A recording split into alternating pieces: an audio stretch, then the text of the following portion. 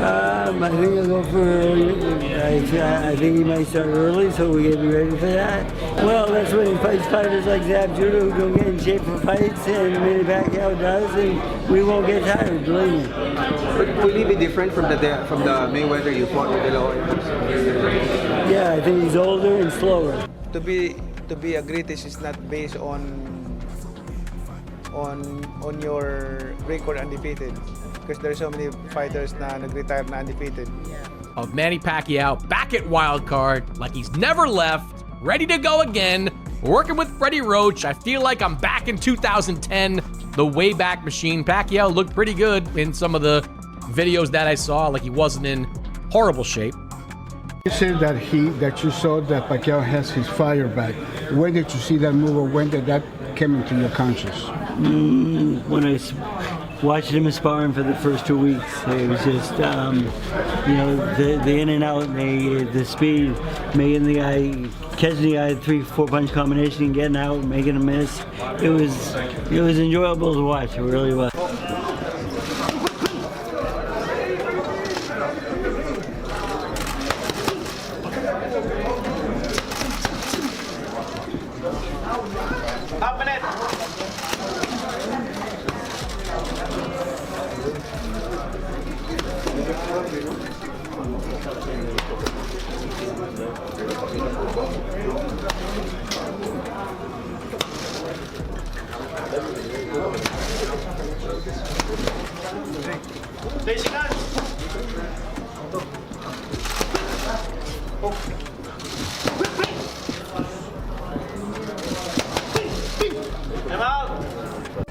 Ano kaya advantage mo? God willing, mag-anuan tayo, mag-isay lang tayo mabuti. Paghandaan na natin mabuti para magandang laban na maipakita natin. More fire. I don't know, you think about that it got to that point, and Floyd played the game. He played the waiting game, and he won. Yes. He got paid. He got Pacquiao at an age where he knew that his punches weren't going to hurt him. Yes. He could avoid them. And it was an older fighter. It was. And when Pacquiao fought his last fight in Australia, after the fight, I said, Manny, I said, you know what? I says, I think being a senator and being a fighter at the same time is like maybe a little bit too much, because I said, it's hard enough being a world champion fighter, or it might be just as hard being a senator. But I says, I think that you should strongly think about giving one of those up for now and choose the one that you like best. And he has not spoke to me since then. Freddie Roach just issued a warning to Floyd Mayweather that's sending shockwaves through the boxing world. The legendary trainer is telling anyone who will listen that Manny Pacquiao has completely transformed since their first fight, mastering techniques that could finally hand Floyd his first career loss. And after watching the training footage coming out of Wildcard Boxing Club, I'm starting to think Roach might not be bluffing. This isn't the same Pacquiao who looked sluggish and confused against Mayweather back in 2015. This is a fighter who's hungry, focused, and according to his Hall of Fame trainer, more technically sound than he's ever been in his entire career. Ako, I can claim na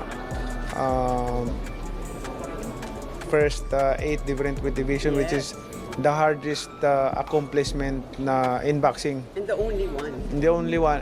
Division. First, di ba? Yung kumbaga, that's the hardest accomplishment in boxing ma-achieve. And also, yung blessings ng Panginoon na naging champion ako in 4 different decades. Do you imagine that? Bihira yung mangyari. First time in history na a fighter who became a champion in four different decades. So 90s, 2000, 2010, 2020. So bihira mangyari yan. So at least makaklaim ako ng. What we're seeing in these training sessions is absolutely wild. Pacquiao is moving with a speed and precision that honestly shouldn't be possible for a fighter his age. Watch him work the mitts with Freddie Roach, and you'll see combinations flowing together like water. Footwork that's creating angles Mayweather has never had to deal with, and a level of discipline that suggests this isn't just another payday fight for the Filipino legend. Roach is pushing him through drills that would break fighters half his age, and Pacquiao is responding like he's got something to prove to the entire boxing world. The focus in his eyes during these sessions is different. This isn't a fighter going through the motions for a quick cash grab. This is a man on a mission to rewrite history. Beginning of this conversation, you say, I don't like boastful people. How was it like fighting Mayweather then? Did he get on your nerves? Because I feel like he's a little bit more boastful than the people you might be wanting to hang out with. Yeah, he's boastful. I think his God is the material things, money, everything like that. I'm pretty with him because I want to share the word of God in him if he believe God. Yeah. I've heard he's a generous man. I think he's done good things. I think, you know, he kind of reminds me of like a lot of people are like this, by the way, including myself. I'm not just saying him. I'm including myself. The man who goes up to Jesus and says, what should I do to get into heaven? He says, sell all your belongings. And he walked away crying because he couldn't sell his belongings. But here's where it gets absolutely insane. Pacquiao isn't just claiming he's going to win the rematch. He's specifically targeting that perfect 50-0 record that Mayweather has been bragging about for years. Think about the confidence it takes to make that statement. This is Floyd Mayweather we're talking about, the man who's made a career out of making elite fighters look ordinary. Yet Pacquiao is stepping up to microphones and telling the world he's going to be the one to put that first L on Floyd's record. And you know what's crazy? When you look at the preparation he's putting in, when you see the way he's moving in training, it doesn't sound like empty trash talk anymore. It sounds like a promise.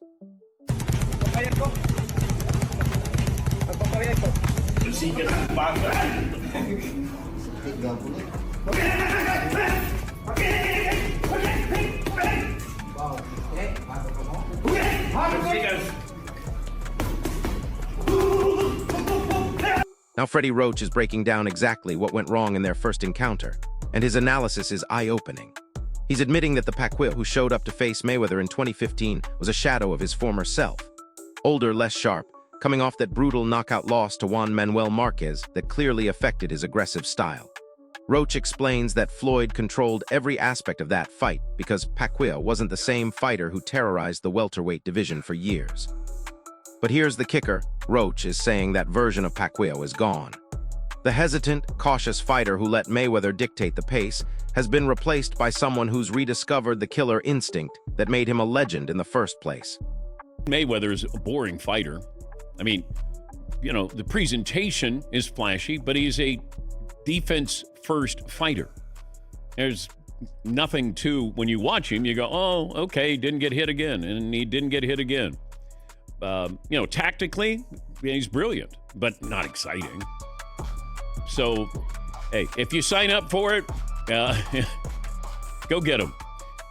Must be, it'll be September, so maybe it's a slow night for you, and you go, well, maybe I'll just buy this fight. Let me see these two guys lean on each other. But I don't know if this has to do, you know, boxers never retire. Sugar Ray Leonard told me this when I went to his first retirement in Baltimore, and he talked about fighters never retire. Listen to this perspective from Pacquiao himself, and it's clear he's approaching this rematch with a completely different mindset. He's arguing that an undefeated record doesn't automatically make you the greatest fighter in history. And you know what? He's got a point that's hard to argue with. While Mayweather has that perfect 50-0 record, Pacquiao has something that's arguably even more impressive titles in 8 different weight divisions. That's a feat that's never been matched in boxing history and probably never will be. Pacquiao is essentially saying that greatness isn't measured by avoiding losses. It's measured by taking on impossible challenges and conquering them. When you put it that way, his resume starts looking a lot more impressive than Floyd's carefully curated list of opponents. Get a victory. Now guys don't do that. Pac-Man, fortunately, is one of those guys who knows how to use the ring. So he don't stand in just one place and fight. With that being said, if his legs can hold up for 12 rounds, he's the guy to do it. Wait, it gets even better. Pacquiao is absolutely going off on Mayweather's personality, calling him out for being boastful and materialistic. He's suggesting that Floyd's obsession with flaunting his wealth and constantly talking about his money shows a lack of humility that real champions should have. This isn't just fight promotion trash talk. Pacquiao genuinely seems disgusted by the way Mayweather carries himself outside the ring. And that personal animosity is translating into motivation that's driving these intense training sessions. When a fighter has genuine dislike for his opponent, when it becomes personal like this, that's when we see career-defining performances. Pacquiao isn't just trying to win a fight. He's trying to humble someone he sees as everything wrong with modern boxing. What's the guy named in the wheelchair right now? Paul Williams. He could have fought him. I don't think he would have beat. I ain't say that. I say he could have fought him though. And you don't think? Hey, in my opinion, the only person that really had a chance in his weight class back then was Amir Khan. He wasn't touching Amir Khan. The time Amir had too good a feet, he wasn't That's fighting true. Amir Khan. Amir was calling him out for years. Hey, he and wasn't fighting Amir Khan. Amir Khan had too good a feet. I already know this. I just don't think he would have beat Floyd. I ain't saying you don't know. Timing was very too good. Yeah, what you he was young, he was fast, he was knocking people out. You don't understand boxing like I do though. Floyd was knocking out. Besides. And get this, while Mayweather is posting Instagram videos of his latest luxury purchases, Pacquiao is in the gym grinding through the kind of training sessions that would make younger fighters quit. Actions versus words, preparation versus promotion, discipline versus distraction. The contrast couldn't be more obvious. Every video coming out of Pacquiao's camp shows a fighter who's treating this like the most important fight of his career, while Mayweather seems more focused on his next exhibition payday.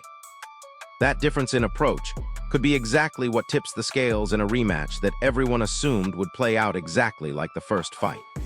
If you ain't knocking people out, you got to catch Khan and knock him out. And you got to get out that shoulder, you got to chase Khan. Now here's where things get interesting from a business perspective. Dan Patrick is raising some serious questions about whether fans are actually demanding this rematch, or if it's being pushed by promoters who see dollar signs. He's pointing out that boxing seems to be stuck in this cycle of bringing back retired legends instead of building new stars. Patrick's concern is that the sport is becoming more about nostalgia and spectacle than actual competition. And honestly, he might be onto something. When you look at the parade of exhibition fights and comeback bouts flooding the market, it does feel like boxing is more interested in recycling its past than creating its future. But here's the thing. If Pacquiao can actually pull off the upset and hand Mayweather his first loss, this fight instantly becomes historically significant rather than just another cash grab. Maybe, financial issues could be affecting one or both of these fighters, and that's why you're doing it.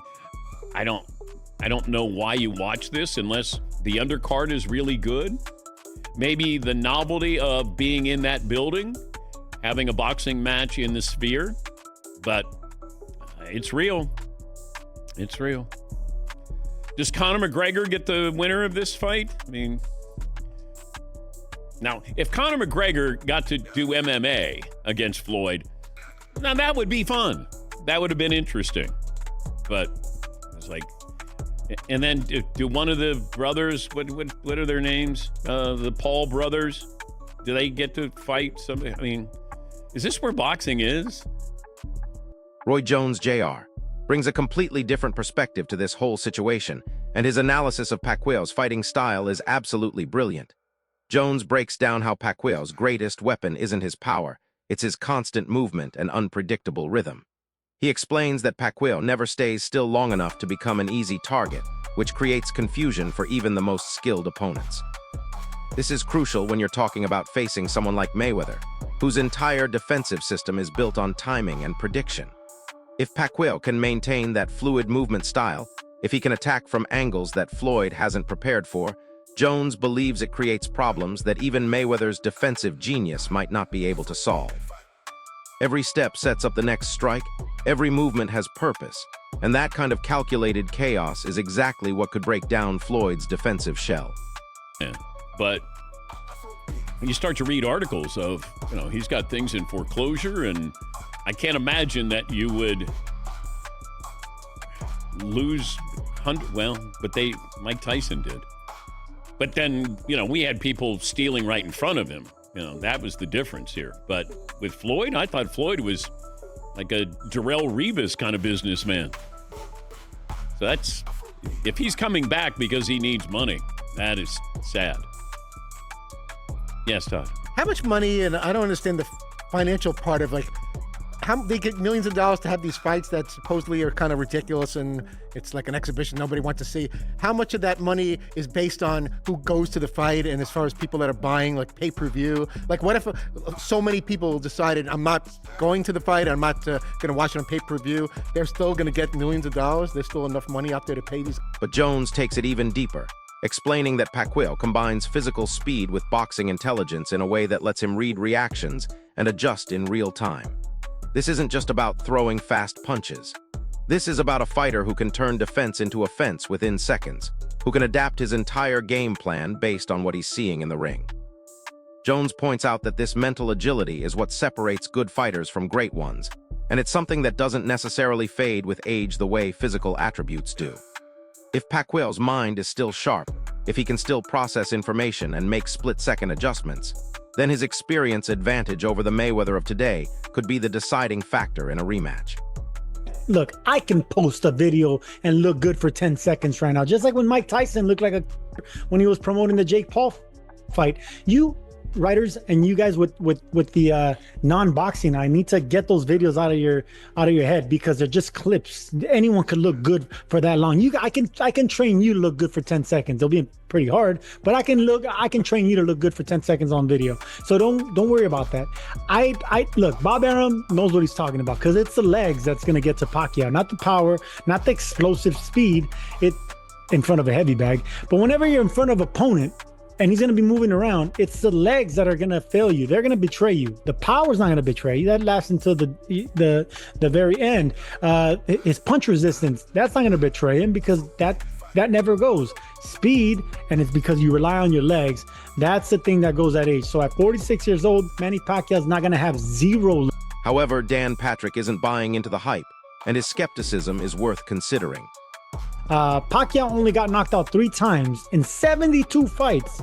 2 of those were in the 90s, before you and I even knew him. And 1 time against Marquez, it was a 1-punch knockout. Those really don't take away from your career and your longevity. It was 1-punch knockouts. It's the beatdowns over a long period of time, for 10, 12, 11, 11 rounds. Those are the ones that catch up to you. Those are the ones that actually slow you down and are detrimental to your health. 1-punch knockouts, you can get past those. Early knockouts that are way back in the rearview mirror, you can forget. Because he needs money, that's why. All the rumors are true. It's a sad thing, but it is what it is. But it is what it is. And one more thing. Mayweather, if Mayweather didn't believe that he can beat Manny Pacquiao, he wouldn't be in the ring with him. Yeah, Mr. Sensitive. I love Mayweather, but let's keep it a buck. Oh, he's sensitive as hell. Not only is he sensitive, the man, he's insecure like hell. He's insecure, and he got to have a leg up on. And he saw the Barrios fight, and Barrios just got smashed by Ryan Garcia. And then now he like, Barrios is all right. I'm better than Barrios. Shit, even though I'm damn near 50, I'm still better than Barrios. My experience, my hand speed, I take care of myself. I had some exhibitions. I know I can still do this. That's what he thinking. He like, I still can do this. I can beat Manny Pacquiao. I saw what Barrios did to him. So that's the reason why this fight is happening. The rumors are damn true. It's sad, but it is what it is. And you know what? The money right now for content is crazy. Netflix is paying for any type of great content, man. If you seen the change with Netflix, man, I almost canceled my damn subscription with Netflix because I got sick and tired of seeing the same boring ass shit on Netflix. And now they got this woman in place now, and she's seeking out, and she want the best of the best content. They got podcasters and stuff all on Netflix now. I mean, it has grown crazy. So, Jake Paul opened up the Netflix avenue. Manny Pacquiao, right? And he fighting a power puncher in Ruslan Provodnikov. I get it. He ain't been fighting. He's inactive. But Pacquiao, he ain't really active either. He fought Barrios, and that's it. So Pacquiao gonna fight a big puncher who hurt Tim Bradley, who hurt Chris Algieri, who Lucas Matisse had to box, and John Molina and all these people had to box because he hit too hard. They say power is the last thing to go. And you got the Floyd Mayweather fight looming. I'm surprised Netflix didn't force them to cancel these exhibitions. So that's on the Pacquiao side. Boom. On the Floyd Mayweather side, look at this. Floyd Mayweather, keep in mind, the Pacquiao Maypac 2 ain't till Floyd it says Battle of the Legends, Floyd Money Mayweather versus Mike Zimbides. 180 fights, 158 wins, 87 knockouts. I don't even know who this is, bro. But Floyd finna fight an exhibition against this Ninja Turtle looking muff. Michelangelo is a party dude. Teenage Mutant Ninja Turtle. Bro, get this turtles in a half shell, a turtle power, cowabunga. Bro, this man got a tortoise shell. Bro, Floyd about to fight whatever dude's name is. Zamibia or whatever his name is. So Floyd about to fight Zamunda or whatever this guy got. Zamunda, he finna fight Zamunda. That's it for today's video. Stay tuned until next time.